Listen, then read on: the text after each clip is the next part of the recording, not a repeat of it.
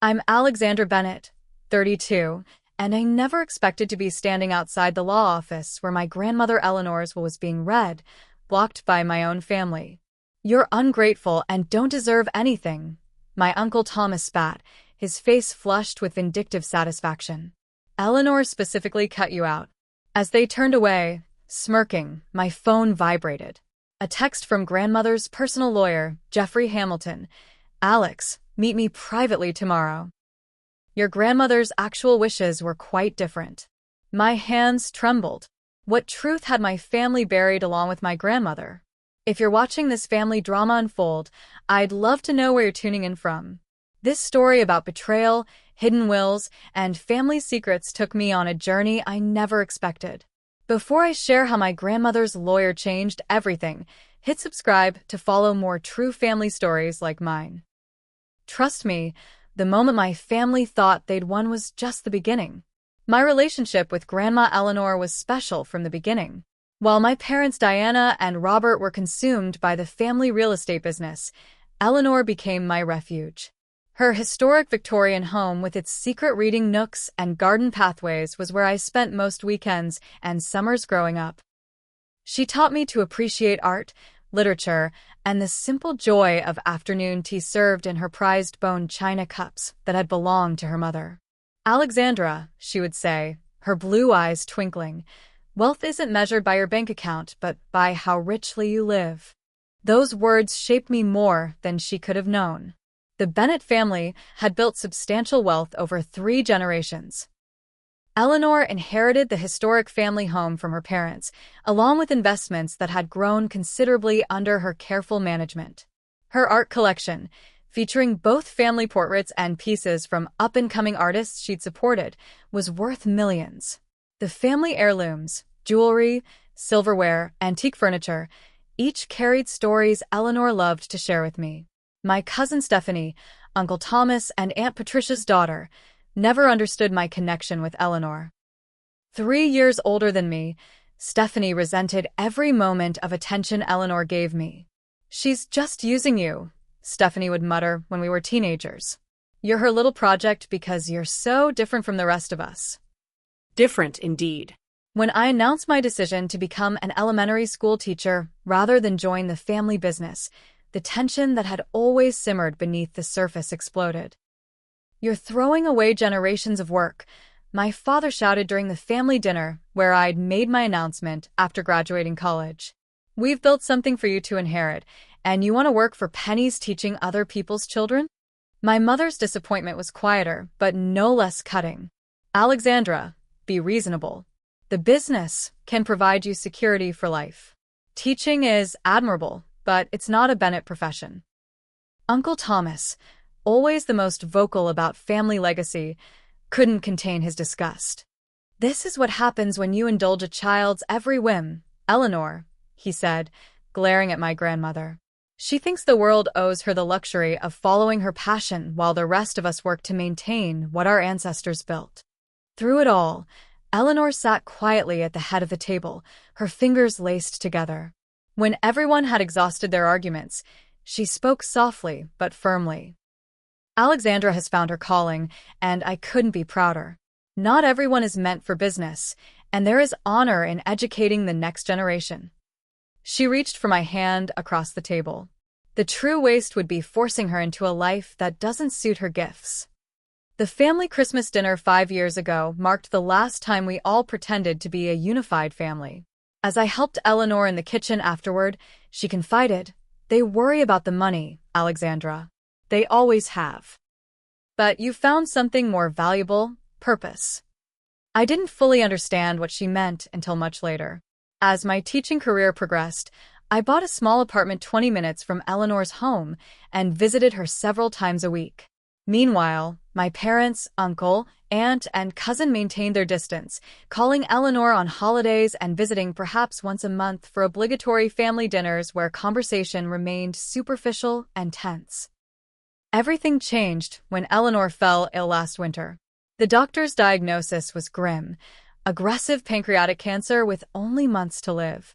Suddenly, my previously disinterested family members became attentive grandchildren, children, and in-laws.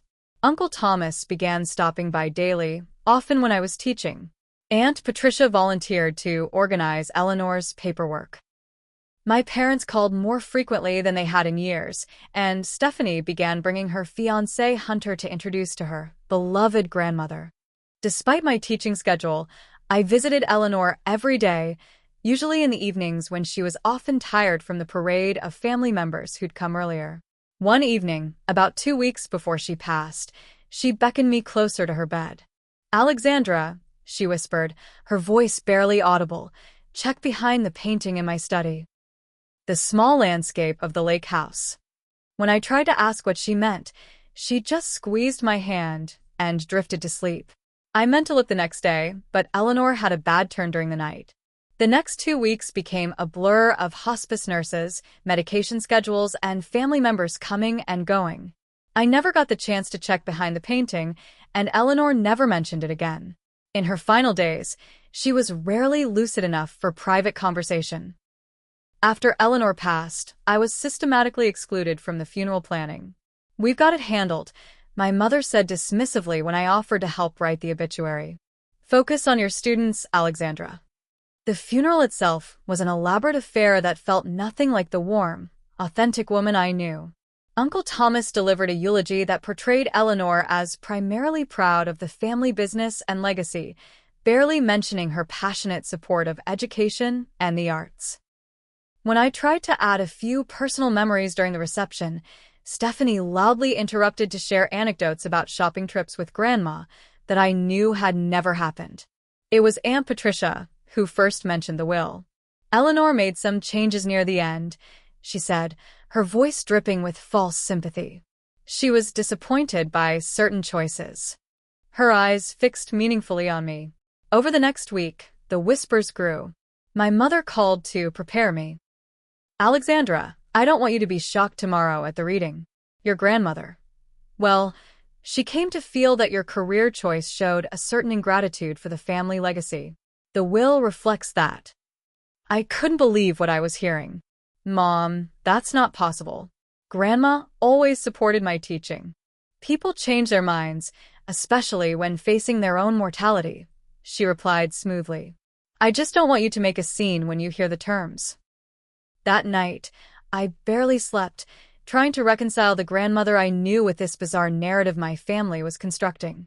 Nothing made sense until I stood outside that law office, denied entry to the reading of my grandmother's will, and received that text from Jeffrey Hamilton. The offices of Hamilton Legal Partners occupied the top floor of a sleek downtown building, a stark contrast to the cozy disarray of my elementary school classroom I'd left behind that afternoon. As the elevator doors opened, I was still replaying yesterday's humiliation, my family's smug faces as they blocked me from entering the will reading, the whispers I wasn't meant to hear about how Alexandra always thought she was special, and Eleanor finally saw through her. Jeffrey Hamilton himself greeted me in the reception area. In his mid-60s with silver hair and kind eyes behind wire-rimmed glasses, he had the calm demeanor of someone accustomed to handling sensitive matters. "Alexandra, thank you for coming," he said, extending his hand. "Please follow me." His corner office offered a panoramic view of the city, but I barely noticed as I took a seat across from his imposing desk. "I've been your grandmother's personal attorney for 30 years, Hamilton began, folding his hands. "I handle her personal legal matters separately from your family's business interests, which is something few people knew." He opened a drawer and removed 2 folders.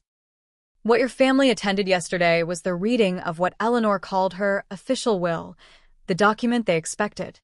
He placed 1 folder on the desk. "But 6 months before her death, Eleanor created this." He set the second folder beside the first. "A second will?" I asked, my throat suddenly dry. "Not exactly. The document they heard yesterday was technically a trust document with certain provisions. This," he tapped the second folder, "is her actual legal will, which supersedes those arrangements." Eleanor was extremely strategic. Hamilton turned his computer monitor toward me. "Before I explain further, Eleanor recorded a message for you." He clicked play, and suddenly my grandmother's face filled the screen. Though clearly filmed during her illness, Her cheeks hollow, her signature silver hair thinner, her blue eyes remained sharp and determined. "Alexandra, my darling girl," she began, her voice stronger than it had been in her final weeks. "If you're watching this, then our family has shown their true colors, as I sadly expected they might." I pressed my fingers to my lips, fighting back tears as my grandmother continued. "About a year ago, I noticed things disappearing. Small items at first, a silver candlestick, a porcelain figurine. Then larger things. Paintings replaced with convincing forgeries, jewelry I'd set aside for you." I began checking my accounts and found unexplained transfers dating back several years. Her expression hardened slightly. "I've lived long enough to recognize betrayal, Alexandra. Your uncle has been systematically stealing from me, with your aunt's help. Your cousin has taken jewelry. Even your parents, while perhaps not actively participating, have remained willfully blind." Grandma Eleanor sighed deeply. "I considered confronting them, but realized this problem went beyond a few missing heirlooms. This was about who they've become, people who value possessions over principles. So instead, I devised a plan." She leaned closer to the camera. "I created the trust document they heard yesterday, knowing they would reveal their true characters once they believed they'd won. But this recording, along with my true will that Jeffrey has shown you, represents my actual wishes. Alexandra, I'm leaving you as the primary executor of my estate, with Jeffrey's guidance. The documentation you need is in my personal safe deposit box at First National Bank." She smiled then, the familiar twinkle returning to her eyes. "You've always understood what matters most. I trust you to handle this final task for me with the same integrity you've shown in all things." The video ended, and I sat in stunned silence, tears streaming down my face. Hamilton gently pushed a box of tissues toward me. "Eleanor was an extraordinary woman," he said quietly. "And she trusted you completely." When I could finally speak, I asked, "What's in the safe deposit box?" Hamilton handed me a small envelope containing a key. Bank statements showing unauthorized transfers totaling nearly $2 million over the past 5 years. Photographs documenting missing artwork and jewelry, alongside the originals and forgeries. Security camera footage Eleanor had secretly installed. And her letter explaining her true wishes for her estate. Why didn't she stop them? Report them? I asked, trying to process the magnitude of the betrayal. Eleanor believed this was about more than recovering possessions or money, Hamilton explained. She wanted the truth revealed in a way that would force the family to face what they'd become. And she wanted to protect you from their allegations that you had manipulated her. He opened the second folder, revealing Eleanor's true will. In essence, this document names you as the primary beneficiary and executor of Eleanor's estate, with specific provisions I'll explain. But first, you need to understand what you're up against.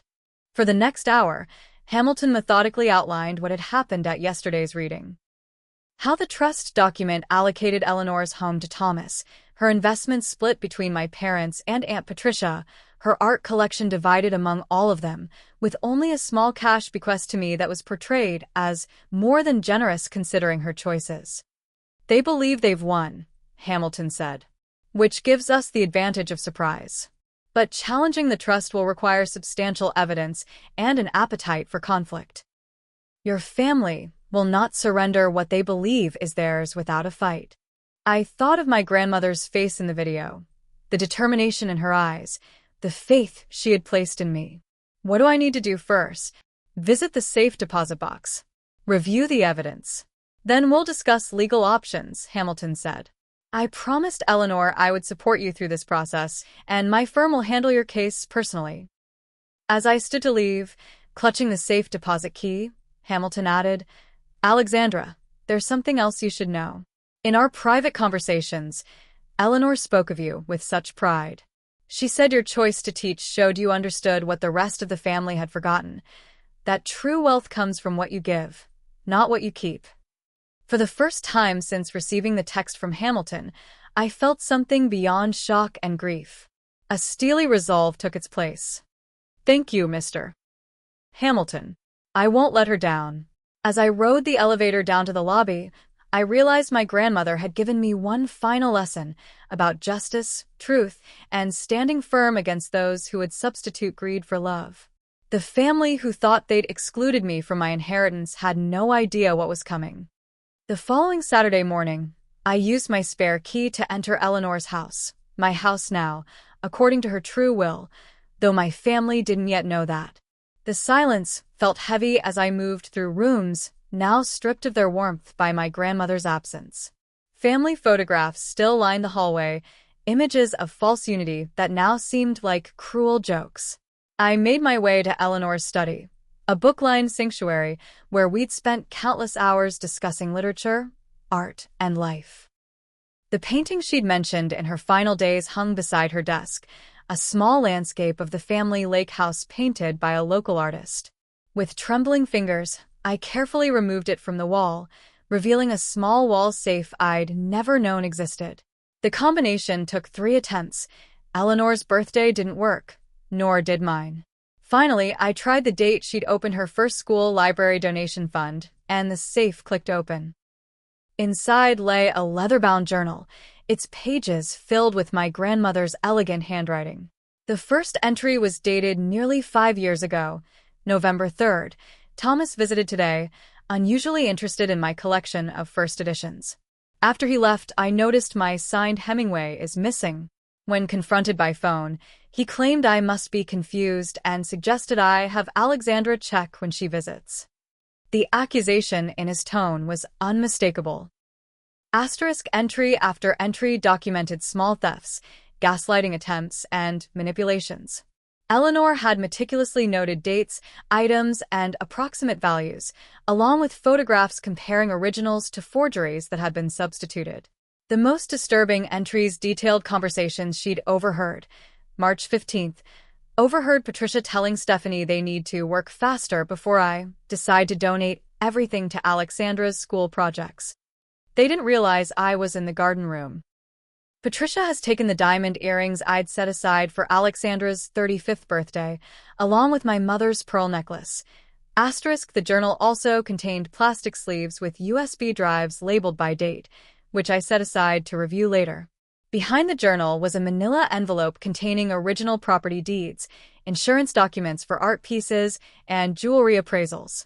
Most damning was a folder containing printouts of bank statements with transactions highlighted in yellow. Dozens of transfers to accounts I didn't recognize, ranging from $10,000 to $100,000, totaling the nearly $2 million Hamilton had mentioned. I spent hours documenting everything, taking photographs with my phone and making notes. Around noon, I carefully replaced everything in the safe except for the journal and one USB drive, which I slipped into my bag. I rehung the painting and left the house, feeling as though I was carrying physical evidence of my family's moral bankruptcy.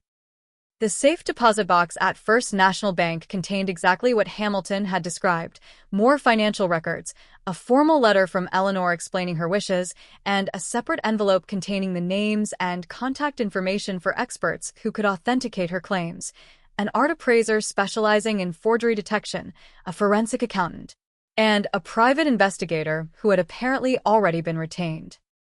That afternoon, I met with Martin Weiss, the art appraiser Eleanor had recommended.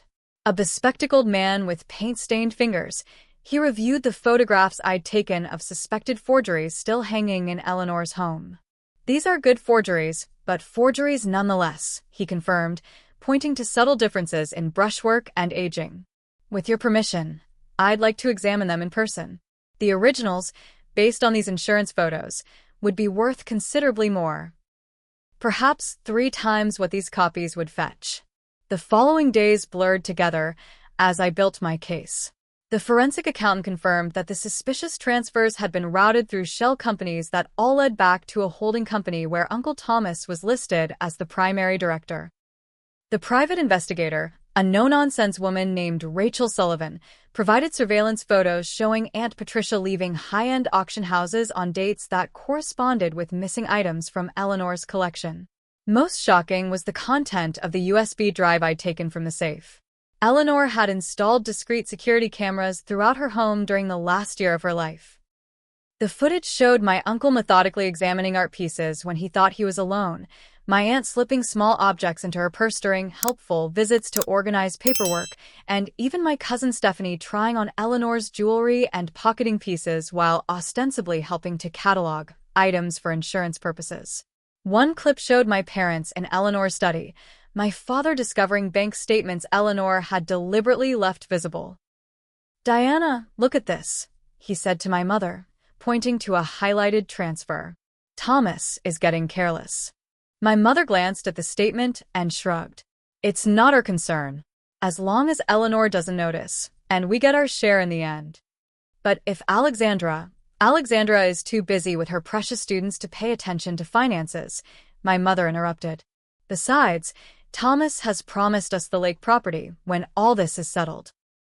I watched the footage multiple times, trying to reconcile these calculating strangers with the parents who taught me about honesty and integrity throughout my childhood.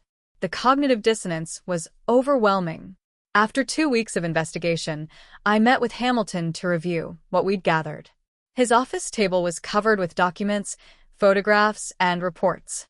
"This is more than sufficient for a legal challenge," he said, reviewing my findings.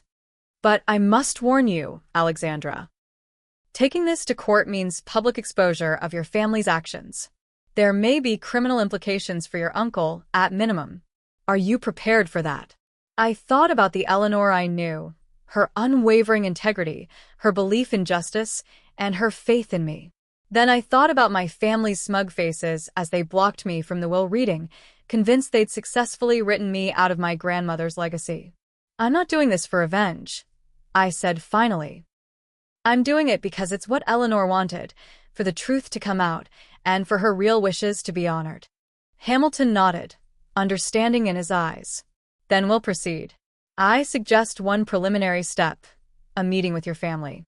Not to negotiate, but to give them a chance to see what they're up against. Sometimes, when confronted with overwhelming evidence, people choose to settle rather than face public humiliation." "And if they don't?" I asked. "Then we go to court," Hamilton said simply. "And based on what you've shown me, we win." That night, I sat in my apartment surrounded by evidence of my family's betrayal, struggling with doubts. Was I betraying blood loyalty by exposing them? Then I remembered Eleanor's words from her video message. This was about who they've become. People who value possessions over principles. In that moment, I realized the true inheritance Eleanor had left me wasn't her house or her money. It was the courage to stand for what was right, even when it hurt. With that thought firmly in mind, I texted my entire family, inviting them to meet at Eleanor's house the following Sunday to discuss some discoveries about Grandma's estate. The pieces were in place. The confrontation I'd been dreading and preparing for was about to begin. Eleanor's house felt different as I unlocked the door early Sunday afternoon. Perhaps it was knowing what I now knew, or perhaps it was the weight of what I was about to do. I moved through the rooms, activating the small recording devices Hamilton had helped me place legally the day before. "Not for court," he'd explained, "but so you have a record of their reactions and any potential threats or admissions." I arranged chairs in the formal living room, a space we'd rarely used as a family except for holiday gatherings. The grandfather clock in the corner. One of the few valuable pieces my family hadn't yet managed to steal, ticked loudly in the silence as I waited. Uncle Thomas and Aunt Patricia arrived first, 15 minutes early, no doubt hoping to scope out the situation before others arrived. Thomas's eyes darted around the room, cataloging valuables like a shoplifter planning his next theft. "Alexandra," he said, his voice falsely warm as he bent to kiss my cheek. I stepped back, avoiding the contact. His eyes narrowed slightly. "What's this about then?" "We've all been very patient with your adjustment to Eleanor's decisions." "Let's wait for everyone to arrive," I replied coolly. My parents came next, my mother immediately launching into complaints about parking. Stephanie arrived last with her fiancé Hunter in tow, a recent addition to family gatherings who seemed perpetually uncomfortable, as if sensing the currents of dysfunction but unable to identify their source. Once everyone was seated, an expectant silence fell over the room. 5 pairs of eyes fixed on me, some curious, some wary, all underestimating what was coming. "Thank you for coming," I began, surprised by the steadiness in my voice. "I wanted to discuss Grandma Eleanor's estate and some concerns I have about missing items." Uncle Thomas's laugh was immediate and dismissive. "Alexandra, I know you're disappointed by Eleanor's decisions, but this is becoming tiresome." The will was clear. "The distribution has been decided." "Yes, let's move forward," Aunt Patricia added. "Thomas and I were just discussing putting the house on the market next month. The real estate market is excellent right now. The art collection should be appraised professionally before any sales," my mother interjected. "Some pieces may have appreciated significantly." Stephanie fingered the pearl necklace at her throat. My grandmother's pearl necklace, I realized with a jolt of anger. "I'm planning to wear Grandma's diamond earrings for the wedding," she said, looking directly at me. "She would have wanted that, don't you think?" Their transparent greed was almost comical. I took a deep breath. "Before you make any plans, there's something you should know. Grandma Eleanor created a second will 6 months before her death. A will that supersedes the trust document you all heard." The silence that followed was absolute. Even the grandfather clock seemed to hold its breath. "That's absurd," Uncle Thomas finally sputtered. We all attended the official reading. "With Jeffrey Hamilton, Eleanor's personal attorney for 30 years. I asked innocently. "Strange that he wasn't present at your reading." My father leaned forward, his business negotiation face sliding into place. "Alexandra, whatever you think you've discovered, I'm sure we can discuss this reasonably, as a family." I reached for my tote bag and removed a folder. "Let's start with these," I said, spreading out photographs of original artwork next to their forgeries. Grandma documented each substitution. The originals have been sold through auction houses in New York and Chicago. Aunt Patricia's face paled. "Those are ridiculous accusations." "Then there are the financial records," I continued, placing bank statements on the coffee table. $2 million transferred to shell companies owned by Uncle Thomas over the past 5 years. Did you think Grandma wouldn't notice, or did you just assume she was too confused to do anything about it? Uncle Thomas stood abruptly. "This is slander. I was helping Eleanor manage her finances. She authorized those transfers." "With signatures that don't match her handwriting?" I asked. The forensic analyst found that interesting. I turned to Stephanie. "And the jewelry you've been borrowing?" Grandma kept an inventory, with photographs and appraisal values. She noted when each piece disappeared and who had access to her rooms on those days. Stephanie's hand flew to the pearl necklace. "She gave this to me." "Did she?" "That's not what the security footage shows." The blood drained from 5 faces simultaneously. "Security footage?" my mother whispered. I nodded. "Grandma had cameras installed last year. She recorded everything. The discussions about what you'd take, when you take it, how you'd justify it if questioned." I looked directly at my parents. "She even recorded you discussing how you knew about the thefts, but decided to stay silent because Uncle Thomas promised you the lake property." My father's face contorted with anger. "You've been spying on us? Your own family?" "No," I corrected him. "Grandma was documenting the systematic theft of her possessions by people she should have been able to trust. I'm simply the messenger she appointed." Uncle Thomas's shock was transforming into rage. "No court will recognize this so-called second will. Eleanor was confused in her final months. We all saw it." "This is clearly the result of your manipulation, filling her head with ideas when she was vulnerable. That's why she recorded a video statement 6 months before her death, explaining her decision and documenting her mental clarity," I replied. "Her doctor has provided an affidavit confirming she was fully competent when she created the new will." I was surprised by how calm I felt, watching their facades crumble. This wasn't about revenge anymore. It was about truth finally breaking through years of deception. "You've always been jealous of what we built," Aunt Patricia hissed. "Always thinking you were better than us, because Eleanor favored you. This is just your way of trying to steal what's rightfully ours." "Rightfully yours?" I echoed. You mean the items you've been stealing for years? The money you've been siphoning from her accounts? That's an interesting definition of rightful. What exactly do you want, Alexandra? My father asked, his tone now conciliatory. A larger share? We can discuss adjustments without making this unpleasant. I don't want anything except for Grandma's wishes to be honored, I said. The legal proceedings start next week. I'm giving you this courtesy meeting to prepare yourselves. Stephanie suddenly lunged for the documents on the table.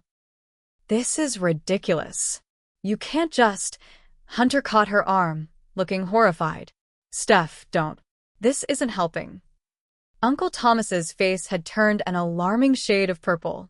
If you pursue this, Alexandra, I'll destroy you. I have connections in this town you can't imagine. You'll never work in another school district again. Are you threatening me? I asked, making sure the recording devices would pick up his words clearly. It's not a threat, it's a promise, he spat. Family business stays in the family. Eleanor would be disgusted by your betrayal. I felt a strange calm wash over me. Actually, this is exactly what Eleanor wanted. For all of you to reveal who you truly are when you thought you'd won. My mother began to cry, though whether from genuine emotion or manipulation was impossible to tell. Alexandra, please. Think about what you're doing to this family. I'm not doing anything to this family, I replied. You've done it to yourselves, one theft at a time, one lie at a time. The doorbell rang, cutting through the tension. I checked my watch, right on time. That would be Mr. Hamilton and the security team, I said, standing. They're here to document the house contents and secure the premises until the court makes its determination. You can't just kick us out, Aunt Patricia protested. This is Thomas's house now. Actually, according to Eleanor's legal will, it's mine, I corrected her. And I'm asking you all to leave. The next few minutes were chaos. Uncle Thomas threatened lawsuits, Aunt Patricia accused me of elder abuse, and Stephanie dissolved into tears, still clutching the pearl necklace. My parents tried a different approach, pleading for private conversation as a family, which I firmly declined. As Hamilton and two security professionals entered, the reality of the situation finally seemed to sink in.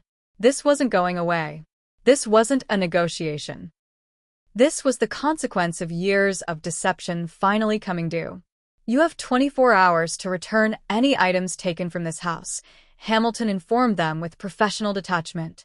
After that, we'll be filing formal theft charges alongside the will contest. One by one, they left, Uncle Thomas storming out with threats, Aunt Patricia with a cold glare of hatred, Stephanie sobbing against Hunter's shoulder. My parents were the last to leave, my father pausing at the door. Alexandra, he said quietly, you don't understand what you're doing. I understand perfectly, I replied. It's you who never understood that some things matter more than money. After they left, the house fell silent again. Hamilton placed a supportive hand on my shoulder. You did well, he said. Are you all right? I wasn't sure how to answer. The family I thought I had was gone, or perhaps had never existed as I'd imagined. In its place was an uncomfortable truth I was only beginning to process. I will be, I finally replied. Grandma believed I would be, and that's enough for now. As I stood in Eleanor's house, my house, surrounded by the physical remnants of a family fractured beyond repair, I realized this confrontation wasn't the end. It was just the beginning of a battle that would test everything I believed about justice, family, and my own strength. I'm not going to lie to you watching this. Standing up to my entire family that day was the hardest thing I've ever done. But sometimes the right path is the difficult one. If you've ever had to make a stand against people you love when they've done wrong, you know exactly what I mean. Let me know in the comments if you faced a similar family betrayal and how you handled it. This story gets even more intense from here, so stay with me. The formal filing of our will contest landed like a bomb in our community. Within days, it seemed everyone had an opinion about the Bennett family feud, as the local paper tactlessly dubbed it. Former business associates of my father stopped me in the grocery store to express their concerns. Parents of my students whispered at drop-off.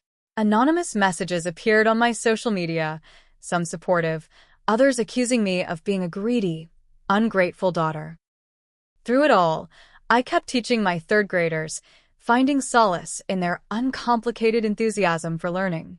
In the classroom, at least, life made sense. My family hired Blackwell, Stern, and Associates, the most expensive attorneys in the state, known for aggressive tactics in inheritance disputes. I received formal letters demanding I cease and desist from making defamatory statements and threatening countersuits for emotional distress and elder manipulation. Hamilton assured me these were standard intimidation tactics with no legal merit. "They're hoping you'll back down," he explained during one of our preparation meetings. "People often do when confronted with legal bullying. But the evidence is on our side, Alexandra." Our first court appearance was scheduled for a preliminary hearing 3 weeks after the confrontation at Eleanor's house. I barely slept the night before, anxiety chewing through my resolve. What if the judge dismissed our case? What if my family's expensive lawyers found some technical loophole? What if Eleanor's plan failed? The county courthouse was an imposing granite building that had witnessed generations of local disputes. As I climbed the steps beside Hamilton, I spotted my family already gathered by the entrance. A unified front dressed in expensive, somber attire that screamed, respectable grieving relatives. Uncle Thomas caught my eye and smirked slightly, his confidence palpable. Courtroom 3 was already half filled with spectators, some journalists, others apparently courthouse regulars drawn to the promise of family drama. Judge Harriet Michaels, a stern-looking woman in her 60s with steel-gray hair and piercing eyes, entered promptly at 9 o'clock. "This is a preliminary hearing in the matter of Bennett Estate," she announced. "I've reviewed the initial filings. Petitioner alleges a superseding will exists and contests the validity of the trust document currently being executed. Respondents claim the petitioner is making frivolous claims motivated by disappointment in her inheritance." Her gaze swept the courtroom. "This seems straightforward on paper, but rarely are family matters simple in practice." The legal teams made their opening statements. Hamilton presenting our case with dignified precision, Blackwell painting me as a manipulative, disappointed granddaughter trying to override Eleanor's clear wishes. I kept my expression neutral, though my hands trembled slightly under the table. Then Hamilton played his first card. "Your Honor, before proceeding further, we would like to present Exhibit A, a video statement recorded by Eleanor Bennett 6 months before her death, explaining her true intentions." My family's lawyers immediately objected, claiming the video might be edited or made under duress. Judge Michaels overruled them and ordered the courtroom technician to play the recording. Watching my grandmother's face appear on the courtroom screen was surreal. Her voice, clear and determined, filled the silent room as she explained discovering the thefts, creating the decoy trust document, and her true wishes for her estate. The courtroom remained completely silent as Eleanor described specific instances of missing items, unauthorized financial transfers, and her decision to document everything before making her final arrangements. "I am of sound mind and body," she concluded firmly. "This statement is made without coercion or manipulation. My granddaughter Alexandra has no knowledge of these arrangements, which I've made independently with my attorney Jeffrey Hamilton. Ask the court to honor my true wishes as outlined in my legal will dated October 15th. When the video ended, I risked a glance at my family. Uncle Thomas's face had lost its confident smirk, replaced by a sickly pallor. Aunt Patricia was whispering urgently to their attorney. My parents sat rigid, avoiding eye contact with anyone. Only Stephanie seemed genuinely shocked, her eyes wide and tear-filled. Judge Michaels removed her glasses and surveyed the courtroom. "This is unusually compelling preliminary evidence. Mr. Blackwell, your response." The family's attorney recovered quickly. "Your Honor, while dramatic, this video doesn't prove actual theft or manipulation. Mrs. Bennett was elderly and may have misplaced items she later claimed were stolen. As for the financial transfers, Thomas Bennett was authorized to manage his mother's finances. We have documentation of Eleanor Bennett's consent."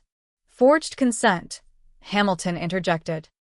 We have forensic handwriting analysis confirming the signatures on those documents are not Eleanor Bennett's authentic signature. The judge held up her hand. I've seen enough to determine this case warrants full consideration. I'm issuing an immediate freeze on all assets of the Eleanor Bennett estate pending resolution. Nothing is to be sold, transferred, or removed from properties. I'm also ordering a full inventory by an independent court-appointed assessor. She fixed my family with a stern look. If there's even partial truth to these allegations of theft and financial exploitation, there could be criminal implications. I strongly advise all parties to consider their positions carefully before our next appearance. Outside the courtroom, reporters clustered, shouting questions about family betrayal and elder exploitation. Hamilton guided me through the crowd with a protective arm, declining to comment beyond stating we were confident in the merits of our case. As we reached the courthouse steps, Uncle Thomas intercepted us, his attorney hovering anxiously nearby.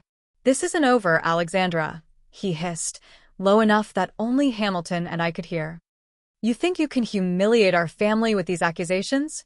I built Eleanor's wealth into what it is today. I deserve. Be very careful, Mr. Bennett," Hamilton interrupted smoothly. Threatening the petitioner could be considered witness intimidation. Thomas's jaw clenched, but he stepped back. "We're prepared to discuss a settlement," he said stiffly. "To avoid unnecessary family embarrassment. Any settlement discussions should go through counsel," Hamilton replied, guiding me past him. In the weeks that followed, the case intensified. Financial experts testified about the pattern of suspicious transfers from Eleanor's accounts. Art authenticators confirmed that several valuable pieces in Eleanor's collection had been replaced with high-quality forgeries. The original paintings were traced to auction houses where they'd been sold through shell companies linked to Uncle Thomas. My uncle maintained his innocence throughout, claiming Eleanor had authorized him to liquidate selected assets for reinvestment. This defense crumbled when Hamilton produced Eleanor's detailed records showing she'd never approved these sales, along with security footage showing Thomas removing artwork when he thought no one was watching. Aunt Patricia proved to be the weak link in the family's defense. During cross-examination about missing jewelry, she broke down, admitting she'd taken a few pieces because Eleanor had promised them to me years ago, but then she changed her mind and said everything valuable would go to Alexandra. "Did Eleanor Bennett explicitly tell you Alexandra would receive her jewelry collection?" Hamilton asked. "Well, no," Patricia admitted. "But it was obvious she favored Alexandra. Always Alexandra this, Alexandra that. The rest of us were just ATMs to her." The courtroom murmured at this unintentional revelation of the family's true attitude toward Eleanor. During a court recess, security cameras caught Stephanie attempting to remove documents from Hamilton's briefcase. The judge held her in contempt, further damaging my family's credibility. As evidence mounted against them, my parents made a desperate move, approaching me directly at my apartment one evening. "Alexandra, this has gone far enough," my father said, looking haggard and aged beyond his years. "The family name is being dragged through mud. Your mother and I are willing to support a modified settlement. You get the house and a fair portion of the financial assets if you drop the more inflammatory accusations." "You mean the true accusations?" I asked quietly. "We didn't steal anything," my mother insisted, though her eyes wouldn't meet mine. "We just didn't ask too many questions about Thomas's management methods." "That's called willful blindness, Mom," I replied. "And it's still wrong." "Is destroying your family worth whatever point you're trying to make?" my father demanded, his composure cracking. "Is this really what Eleanor would have wanted?" I thought of the determination in my grandmother's eyes in that video. "Yes," I said simply. "This is exactly what she wanted, for the truth to come out, no matter how uncomfortable." They left without reaching any agreement. Later that night, Hamilton called to inform me that my parents had approached him with a separate settlement offer, significantly larger than what they'd proposed to me. "They're getting desperate," he observed. The judge's expressions during testimony suggest she's not buying their denials. And Eleanor's former caregiver has agreed to testify about overhearing Thomas pressuring Eleanor to sign documents during periods when she was heavily medicated. Will her testimony help? I asked. Immensely, Hamilton confirmed. Melissa cared for Eleanor daily during her final months. She witnessed your visits and your family's behavior when they thought no one was watching. Her perspective as a neutral third party with medical training will be invaluable. 2 days later, Judge Michaels issued an interim ruling securing all assets of Eleanor's estate under court supervision pending final judgment. The ruling specifically mentioned troubling evidence of systematic financial exploitation and credible allegations of theft and fraud. That evening, I received a text from Stephanie. This isn't what I signed up for. Can we talk? Alone.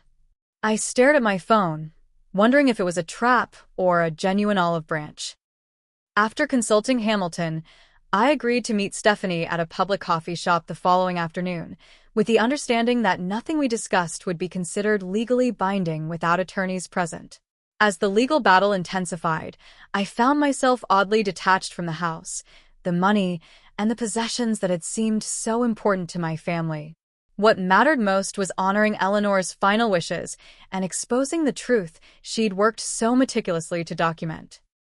The family that had excluded me from her will reading had no idea that their apparent victory had been precisely what Eleanor anticipated and planned for. The coffee shop was busy when I arrived, providing the anonymity of a crowd. Stephanie sat in a corner booth, looking nothing like the confident, polished woman I'd grown up envying. Her hair was pulled back in a messy ponytail, dark circles shadowed her eyes, and she nervously shredded a napkin between manicured fingers. Thanks for coming, she said as I slid into the seat across from her. I wasn't sure you would. I almost didn't, I admitted. Why am I here, Stephanie? She glanced around nervously before leaning forward. This has gotten so out of control. Dad is frantic, talking about offshore accounts and possibly leaving the country. Mom keeps having anxiety attacks. Your parents are barely speaking to each other. And Hunter. She twisted her engagement ring. Hunter is reconsidering our relationship. He says he doesn't recognize the person I've become. I'm sorry about Hunter, I said, surprised to find I meant it. But I'm not sure what you expect me to do. I don't know, she admitted, tears welling in her eyes. Maybe I just wanted to talk to someone who isn't completely delusional about what's happening. Dad keeps insisting he'll win, that his connections will take care of everything. I studied her, trying to determine if this was genuine or another manipulation. Did you know about the thefts? The forgeries? The financial transfers? She looked down. Not at first. I knew Dad was managing Grandma's finances, but I thought that meant legitimate investments. Then last year, Mom gave me a necklace for my birthday, Grandma's sapphire pendant. When I asked if Grandma was okay with me having it, Mom just said, "What Eleanor doesn't know won't hurt her." That's when I started noticing patterns. And you didn't say anything, I said, not as an accusation but as a statement of fact. What was I supposed to do? Stephanie's voice cracked. They're my parents. And then it became so normal. Mom bringing home gifts from Grandma that Grandma never mentioned, Dad discussing investment returns from accounts I'd never heard of. She wiped away a tear. I told myself Grandma was just getting confused. That Dad was protecting her assets. That Mom was just anticipating her inheritance. But deep down, I knew. Why are you telling me this now? I asked. Because I can't lie anymore, she said simply. Not to the court, not to Hunter, not to myself. And because Grandma Eleanor deserved better from all of us. For the first time in our lives, I felt a genuine connection with my cousin, both of us grappling with painful truths about our family. There's someone else you should talk to, Stephanie said after a moment. Martha. Martha Wilson had been my grandmother's housekeeper for over 20 years. I'd always loved her warm presence and no-nonsense attitude, but hadn't seen her since before Eleanor's funeral. Martha? I echoed. What about her? She knows everything, Stephanie said. She's been documenting things for years. Dad fired her the day after Grandma died, paid her a retirement bonus to stay quiet. But I saw her last week at the grocery store, and she asked about you. I think she wants to help." That conversation led to one of the most significant breakthroughs in our case. Martha agreed to meet with Hamilton and me the following day at his office. She arrived carrying a weathered leather portfolio that she placed carefully on the conference table. "I should have come forward sooner," she began, her hands trembling slightly. "But after working for the Bennetts for 20 years, I was afraid. Thomas has powerful friends." "We understand, Mrs. Wilson," Hamilton assured her. "Whatever you can tell us now will help ensure Eleanor's wishes are honored." Martha opened the portfolio, revealing dozens of dated entries in a careful hand. "I started keeping records about 5 years ago when I noticed things disappearing. Eleanor knew. We discussed it privately. She asked me to document what I observed, but tell no one." For the next 2 hours, Martha detailed a systematic pattern of exploitation far more extensive than we'd uncovered. She had dates, descriptions, and in some cases, photographs taken discreetly with her phone. Most damning were audio recordings she'd made during family visits when she'd left her phone recording in her apron pocket.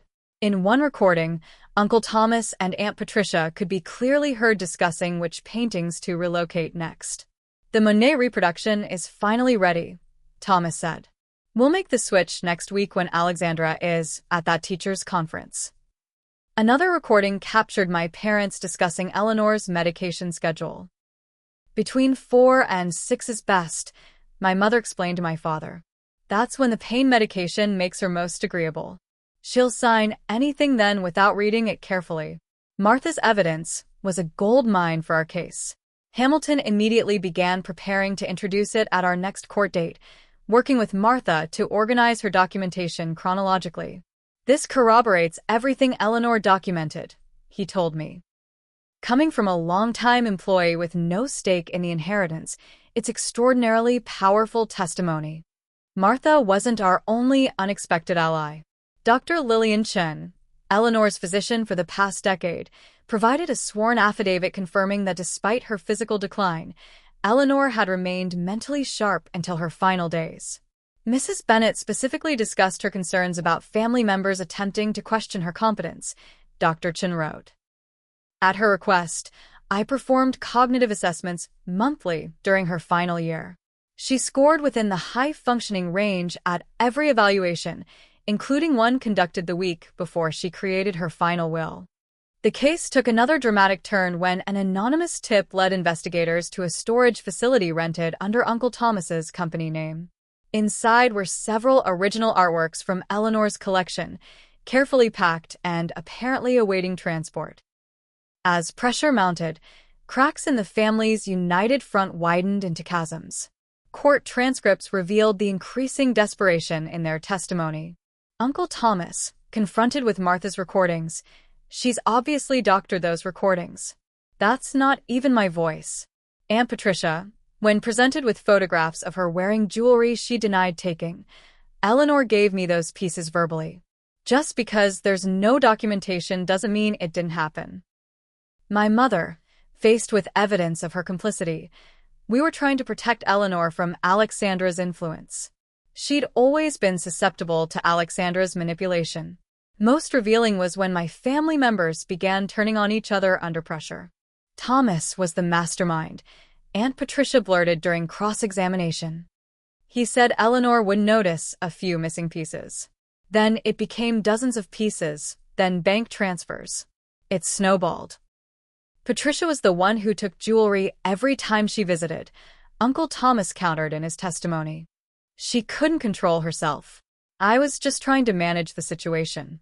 Stephanie ultimately provided some of the most damaging testimony against her own parents, confirming she had witnessed them planning the systematic theft of Eleanor's possessions. Her fiancé, Hunter, had ended their engagement after learning the extent of her involvement, and she seemed determined to rebuild her life on more honest foundations. The final piece of evidence came from an unexpected source. While organizing Eleanor's personal papers, I discovered a letter addressed to me that had been hidden in the pages of her favorite book, Pride and Prejudice. "My dearest Alexandra," she wrote, "if you're reading this, then my plan has worked, and the truth is finally coming to light. I want you to know that I've always seen through the facade our family presents to the world. I watched as Thomas and Patricia's envy poisoned their integrity, as your parents chose willful blindness over honest confrontation, as Stephanie learned from them that possessions matter more than principles. What they never understood, what you always did, is that the true inheritance I wished to leave was not measured in dollars or possessions, but in values, integrity, compassion, courage. You demonstrated these qualities when you chose a career of service over profit, when you visited me regularly not for what you could get, but for what you could give, your time, your stories, your genuine affection. I've been planning this reckoning for years, gathering evidence, creating a path to justice that would reveal everyone's true character. It will be painful, but necessary. Families' secrets kept too long become poison. Whatever happens, remember that family is not defined by blood alone, but by love, trust, and mutual respect. You have honored these principles, and in doing so, have been the true keeper of the Bennett legacy. With all my love and faith in you, Grandma Eleanor. I read the letter through tears, feeling both validated and heartbroken. Eleanor had seen everything clearly, had been preparing for this moment while I remained oblivious to the corruption surrounding us. As the final court date approached, Hamilton presented me with a thick folder containing all the evidence we'd accumulated. "We have more than enough to win," he said confidently. "But I want you to be prepared for how ugly tomorrow might get. Your family is cornered, and they know it." That night, I couldn't sleep, thinking about Eleanor's letter and the path that had led to this moment. The house I'd grown up visiting, the family I believed in, the grandmother who had seen the truth all along, everything had transformed into something I barely recognized. Yet as dawn broke on the day of the final hearing, I felt a strange sense of peace. Whatever happened in court, I had honored Eleanor's wishes. I had stood for truth, even when it meant standing alone. The courtroom was packed for the final hearing. Journalists filled the back rows. Local citizens who'd followed the increasingly sensational case occupied every available seat, and both legal teams sat tensely at their respective tables, surrounded by stacks of documents and exhibits. My family entered as a fractured unit, Uncle Thomas and Aunt Patricia arriving separately, no longer presenting a unified front. My parents sat stiffly beside each other, not speaking. Stephanie slipped in alone, choosing a seat in the gallery rather than joining the family table. Judge Michaels entered, her expression grave as she surveyed the crowded courtroom. "Before I deliver my ruling," she began, "I want to express that in my 30 years on the bench, I have rarely encountered a case that so thoroughly demonstrates the truth of the adage that the love of money is the root of many kinds of evil. This case has revealed not just questionable financial decisions, but the systematic betrayal of a vulnerable elderly woman by those who should have protected her." She shuffled her papers deliberately. "Having reviewed all evidence and testimony, I am prepared to rule on the matter of the Bennett estate." The silence in the courtroom was absolute. "It is the finding of this court that the will dated October 15th, created by Eleanor Bennett and witnessed by Jeffrey Hamilton and Dr. Lillian Chun, represents the true and legal final wishes of the deceased. The trust document presented by Thomas Bennett is hereby invalidated on grounds of undue influence and fraudulent representation." Uncle Thomas's face drained of color. Aunt Patricia audibly gasped. Judge Michaels continued. "Furthermore, the court finds compelling evidence of financial exploitation, theft of personal property, and potential fraud that warrants criminal investigation. I am referring these matters to the district attorney's office for further action." She looked directly at Uncle Thomas. "Mr. Bennett, given the evidence of your orchestration of these activities, the court is placing a freeze on your personal assets pending that investigation. You are ordered to surrender your passport to the court within 24 hours. Turning to me, her expression softened slightly. "Ms. Bennett, as the named executor in Eleanor Bennett's legal will, you are hereby granted authority to proceed with the distribution of assets according to her documented wishes." The gavel came down with a crack that seemed to echo the breaking of my family's final illusions. Outside the courtroom, reporters shouted questions as Hamilton guided me through the crowd. I caught glimpses of my family's reactions, Uncle Thomas being surrounded by his attorneys, looking shell-shocked. Aunt Patricia weeping openly, my parents huddled in urgent conversation. Only Stephanie met my eyes, giving a small nod that somehow conveyed both apology and congratulations. In the weeks that followed, the full implications of Eleanor's true will became clear. The historic family home was not to be sold but transformed into a community art center, with a wing dedicated to supporting emerging artists. The bulk of her financial assets would fund an educational scholarship foundation for students pursuing teaching careers. I was named both executor of the estate and director of the foundation, with a modest personal inheritance that included her personal library and the lake house where we'd spent so many happy summers. Eleanor had left small personal bequests to loyal staff members, including a generous retirement fund for Martha and college funds for her grandchildren. She'd even set aside funds for the continued care of her garden, with the specification that the roses she'd loved be maintained for public enjoyment. The family's reaction to these revelations varied dramatically. Uncle Thomas, facing potential criminal charges, refused all contact, focusing instead on legal strategies to avoid prosecution. Aunt Patricia attempted a tearful reconciliation, claiming she'd been under Thomas's influence all along. An apology I acknowledged but couldn't fully accept given the years of deliberate deception.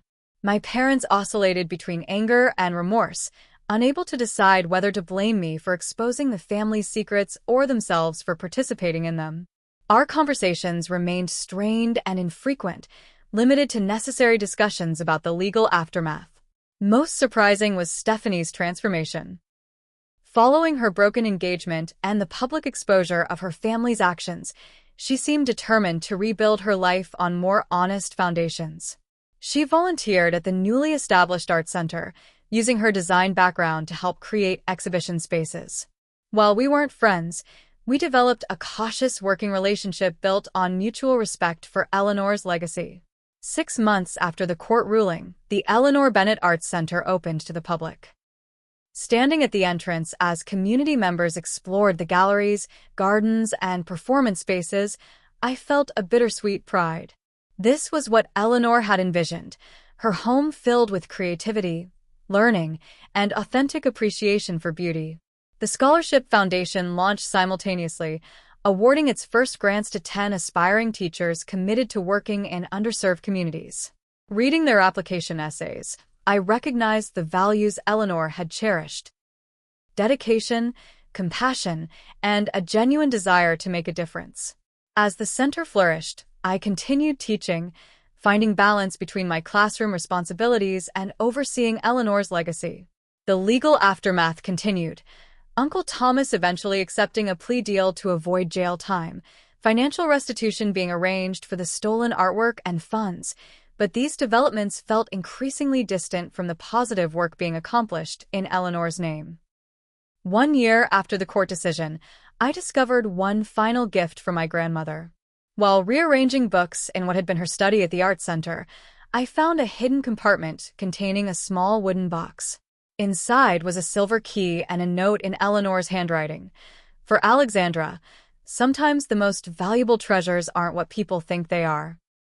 The key opened a small safe beneath the floorboards of the lake house, revealing not valuables, but a collection of journals spanning decades of Eleanor's life. Reading them became my evening ritual, a conversation with my grandmother across time. Her insights, struggles, and wisdom provided comfort and guidance as I navigated my new responsibilities and the altered landscape of my family relationships. Most meaningful was her final journal entry, written just weeks before her death. Alexander came today, bringing daffodils and stories about her students. While the others circle like vultures, she brings life and laughter. She doesn't realize yet what she has given me, proof that the values I tried to live by have taken root in at least one heart. There is no greater inheritance I could ask for, no greater gift I could receive. Whatever happens after I'm gone, I know Alexandra will stand for what's right, even when it's difficult. In that knowledge, I find peace. 2 years after the court battle, the Arts Center hosted a community celebration marking its successful establishment. As I watched children exploring art workshops, seniors enjoying the gardens, and local artists exhibiting their work, I realized Eleanor had created something far more valuable than any inheritance could measure, a legacy of meaning that extended beyond our family to touch countless lives. Martha joined me on the bench overlooking the rose garden, her face wrinkled with age, but her eyes bright with satisfaction. She would have loved this, she said, gesturing to the vibrant activity around us. All these years, this is what she was working toward, even if she didn't know it yet. I think she did know, I replied, thinking of the journals, the careful planning, the vision that had guided her final decisions. She saw the bigger picture when the rest of us were focused on smaller things. Not you, Martha corrected gently. You saw it too in your own way. That's why she trusted you with all this. As twilight descended and visitors gradually departed, I found myself alone in Eleanor's garden, surrounded by the roses she had tended so carefully. The path forward wasn't perfectly clear. Relationships remained complicated, healing happened slowly, and some bridges couldn't be fully rebuilt. But Eleanor's wisdom continued to guide me. Family, I had learned, wasn't defined by blood alone but by shared values, mutual respect, and authentic care. The people who had gathered around Eleanor's legacy, Martha, the scholarship recipients, the community members who treasured the Art Center, had become a different kind of family, one built on common purpose rather than obligation.